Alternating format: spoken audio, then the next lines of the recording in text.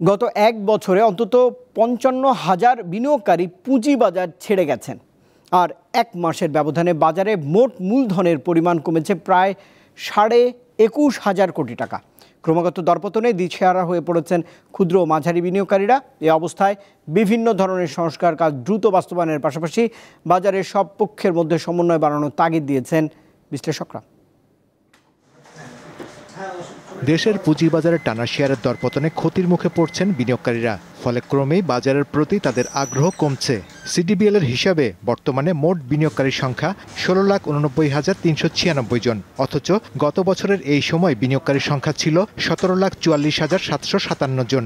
এক বছরের ব্যবধানে বিনিয়োগকারীর সংখ্যা কমেছে ৫৫,০০০-এর মতো। এছাড়া গত এক মাসে বাজার মূলধন কমেছে ২১,৪৭২ কোটি টাকা। দেশের প্রধান পুঁজিবাজার ঢাকা স্টক এক্সচেঞ্জে প্রতিদিন গড়ে লেনদেন হচ্ছে ৫০০ কোটি টাকার নিচে। আমরা একেবারে নিঃস্বের শেষ প্রান্তে। মার্কেট তো অনেক খারাপ, এটা বলবো কি। এ অবস্থায় বাজার টিকিয়ে রাখার স্বার্থে নতুন শেয়ারের যোগান বাড়ানোর পাশাপাশি পুঁজিবাজার সংস্কার কার্যক্রম দ্রুত বাস্তবায়নের তাগিদ দিচ্ছেন বাজার সংশ্লিষ্টরা।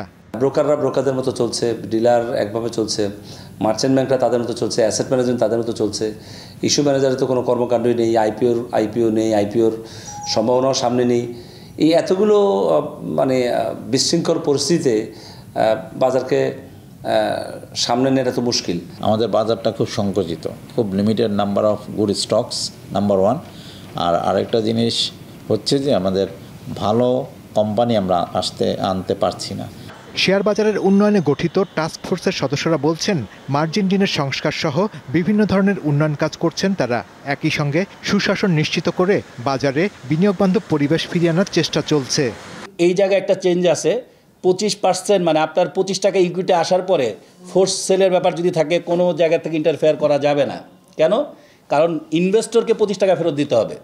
বর্তমান প্রেক্ষাপটে বাজারে বিনিয়োগকারীদের দেখে শুনে জেনে বুঝে বিনিয়োগের পরামর্শ দিয়েছেন বিশ্লেষকেরা। শাহরিয়ার ইমন, দীপ্ত সংবাদ, ঢাকা।